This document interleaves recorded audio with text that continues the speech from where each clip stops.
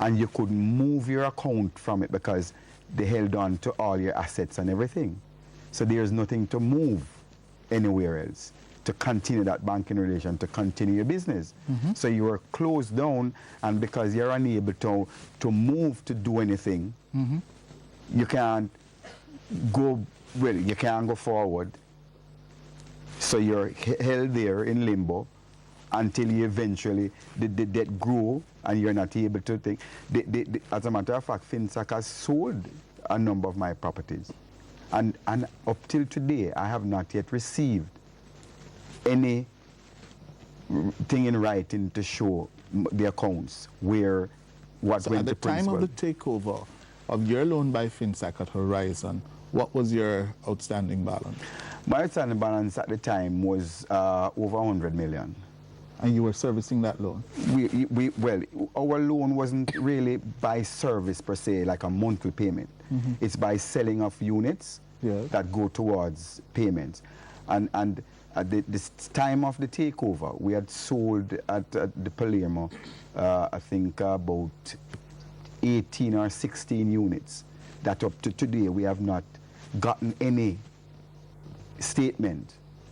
Prior to that, we were getting every sale, you will get a statement from the bank and from the attorney to show you, you know, what was received and what was dispersed, and the bank will tell you what went to interest. So that was discontinued? That discontinued. Yeah. So what was your client's experience, Mr. Levy, Jean-Marie de Zulme of Thermoplastics? On the day that Richard Downer was appointed receiver and manager of Thermoplastics, the 9th of March, 1998.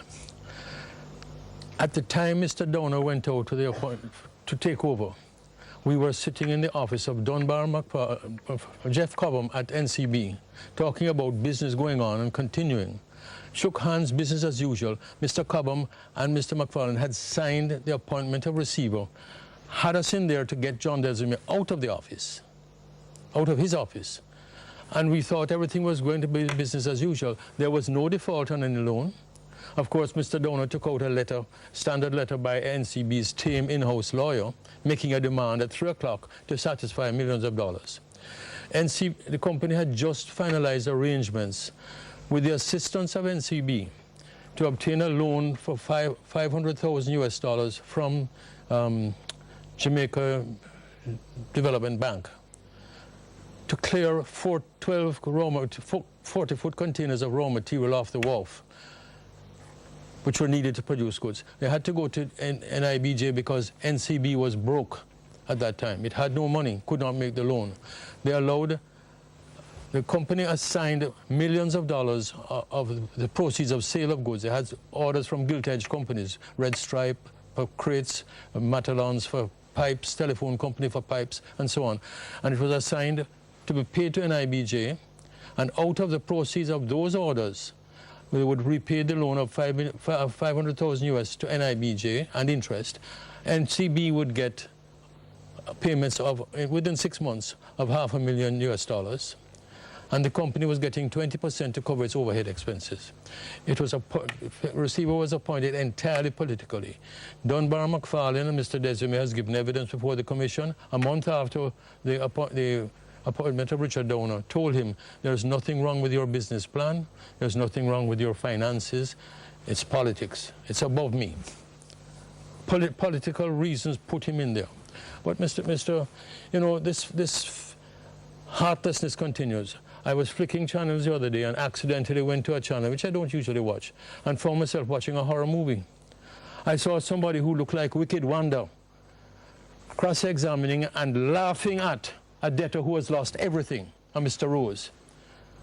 That was coming out of the FINSAC Commission.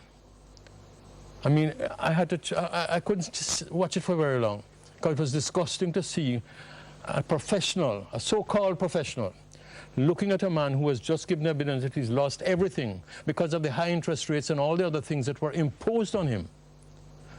Like my friend here, he wasn't necessarily a bad businessman, but when the interest rates imposed on the people by the government decisions went up to 90 and 100%, nobody can pay that. And the government has been totally unsympathetic, and I say that for the past and the present government. There's no assistance being given by the present government. They continue to reap the benefits of the collections being made by FINSAC and Jamaican Development Foundation.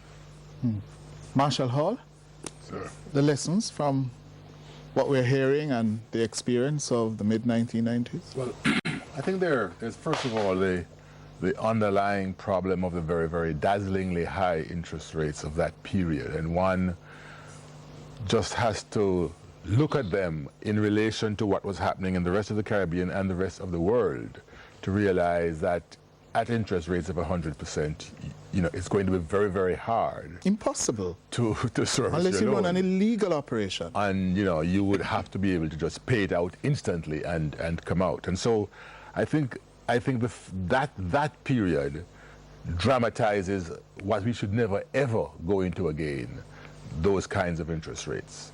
Having said that, though, there is a broader principle of businesses, their exposure, and a recognition that what we need is to have more entrepreneurs, more people going into business, more people venturing in. We don't have a venture capital regime of any kind in Jamaica, and therefore, when people go into business, it is their own savings, their assets that oftentimes allows them to enter. And therefore, when you borrow as a company, the company would normally have, because it is a company, its liabilities are limited to the assets of the company. The financial institution routinely says, no, hold on a minute, your assets are not good enough, particularly if you're a small and medium-sized entity, and therefore you have to provide guarantee in the form of your house, in the form of your other assets, and those guarantees are often unlimited. When you combine an unlimited guarantee regime with the very high interest rates, then of course you have fire and destruction takes place. But forgetting FINSAC for a moment, if we just recognize that in a society like ours, where we need to have new entrepreneurs daily, then those entrepreneurs need to be protected by the principle of the unlimited guarantee that a company has. When you go outside that and have a guarantor with no limit on the liability of the guarantor, then even when the Bank of Jamaica says you can no longer record that loan in your assets, and so it is taken out of the bank's assets, let's say, the bank, however, still has recourse to collect from the guarantor. Mm-hmm. And that, of course, is a problem. And so we have two issues. One is the unlimited guarantee of the guarantor, and then the ability of the institution to charge interest rates which have nothing to do with what has happened to the particular business, but has to do with what has happened to the economy, as was said earlier. But when all of those things happen... Let me bring in Dr. Thomas. There is this popular thing in Jamaica that people who go into business, legitimate businesses, take the risks of employing people, take the risk involved in terms of security, take the risk of the vagaries of public policy that's shifting and turning overnight, yeah? That when they go under, they're stigmatized, yeah? That they see him fail in business, yeah? To be shunted away in disgrace. How do we fix that? Do we fix it? Well, it is definitely something that needs to be fixed. The problem you're speaking to is that property rights are not always well allocated. And we go back to Professor Hall's point about this unlimited guarantee. It creates a moral hazard problem. If you have full insurance, then you have no reason to behave in an appropriate fashion to avoid or prevent the loss. So when we have people having unrestricted guarantees, this is what happens. But I'll turn a little bit. Now, the entrepreneur that is stigmatized, what you will realize and you will learn is that successful entrepreneurs, because in my mind, and I think it should be the case in many people's mind, a failure is not about what happens to you, but what you do with what happens to you should be more interesting. The people who have been successful in business, it is not the case that they've never taken hits.